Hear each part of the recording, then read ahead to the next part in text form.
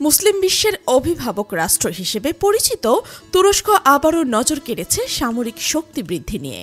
পশ্চিমদের সরাসরি সাহায্য ছাড়াই দেশটি সরাসরি খাতে নিত্য নতুন প্রযুক্তি প্রদর্শন করছে।